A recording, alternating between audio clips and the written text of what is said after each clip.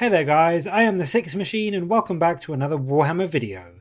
So today it's actually not Tyranids. In a rare surprise, GW have shown off today some of the brand new weapon profiles for two of the upcoming codexes, the Imperial and the Chaos Knights. And first up, unless I am very much mistaken, these previews today flat out point towards the leaked datasheets that came out a few weeks ago as being wrong and false, as one of the key weapons here doesn't match what we see in these previews from GW. So I do think that it's fair to say if you had been putting any stock in those leaks, maybe don't put quite so much belief in them anymore. But yes, today GW have shown off a few of the key weapons from these two upcoming codexes, and they start off with one of my favourite weapons, the Plasma Decimator.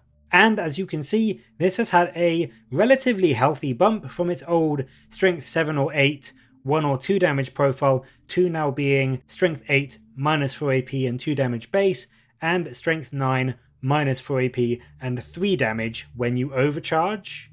There is a big caveat in that you do now suffer 2 mortal wounds if you roll 1s now, so this could still potentially do a fair bit of damage to yourself if you aren't careful and roll too many 1s or you don't have rerolls, so do watch out for that. But I think in general, this is a really nice buff to the weapon.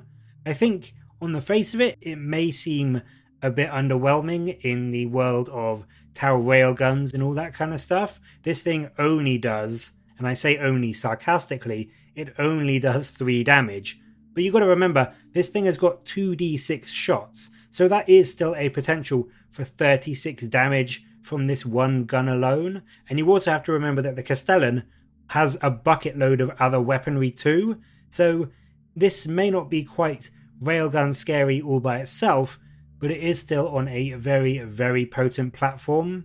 They also show off a huge boost to the Reaper Chainsword profile, which now swings at minus 4 AP, which makes sense. It was always weird to me that a Marine got a 6-up save against a giant chainsword swing, but then in addition to that little boost against big targets, it also now has a genuinely awesome way to deal with mass infantry with a newly added sweep profile. And this is kind of like the Titanic feat currently are for the Knights, in that it swings at strength user, minus 3 AP, and it does a flat 2 damage instead of the D3 that I believe the feat do now. But the kicker is that you make 3 rolls when you use this profile instead of 1 when you attack. So with a knight having, 4 or 5 attacks, that is potentially 15 attacks that you might be making into, a squad of 10-man Marines or a squad of 30 Orcs or whatever. And this is going to be a really helpful addition to allow you to chop through big hordes and squads of enemies that may be trying to tie you down. Finally, they show off 2 of the unique weapons for the 2 individual books, and on the Chaos front, we have their Laser Destructor, which has got a really nice boost of 12 inches of range up to 72 inches. I mean, it's a bit excessive, I guess, on the new tables, but it's still a buff, I suppose.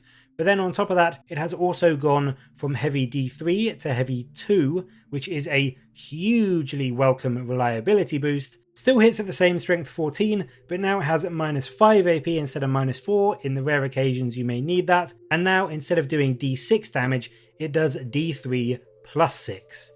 So this takes your average damage roll from 3.5 to about 8 damage. So this is an incredibly powerful boost to this gun, and it's going to make it a genuinely terrifying weapon to see, smashing through vehicles and getting through those tough enemy units on the battlefield now. It goes from doing its current average of about 4 damage to something like a Predator to doing about 8 or 9 damage. So that is really a crazily good bump, and it's going to make this weapon really scary to see across the battlefield if you have lots of, dreadnoughts or tanks, I think now.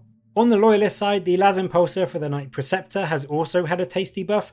This has always been a bit better than the Laser Destructor in my opinion, purely for its dual profile, and it's just got even better now, doing 2d6 shots at strength 6, minus 2 AP and 2 damage, which is a buff from doing D3 damage before, and then the high intensity shot has equally had a very nice bump from 18 inches to 24 inches, and it's gone from its heavy D6, strength 12, minus 4, d6 damage profile, 2 heavy d6, strength 12, minus 4 AP, and flat 4 damage. So it's a good bit of extra range, and now it does that much more reliable 4 damage instead of relying on that d6. It's not as big a change as the laser destructor, admittedly, but I do still think that most of the time having the option to go with the high or the low intensity shot, and both of those shots being very good at what they do, means that the Imperial Knights have maybe come out slightly ahead on the 2 unique weapons that they each get.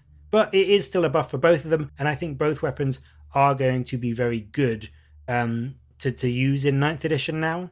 But that is it for today. Some very exciting stuff coming for the Knights, but what do you make of these new rules? And what do you think we will see for things like the thermal cannon and the Gatling cannon, which hopefully they will show off a bit later down the line? Let me know in the comments below, and as always, thank you very much for watching. Please do like and subscribe for more Warhammer content from me, but until next time, I'll catch you later, guys.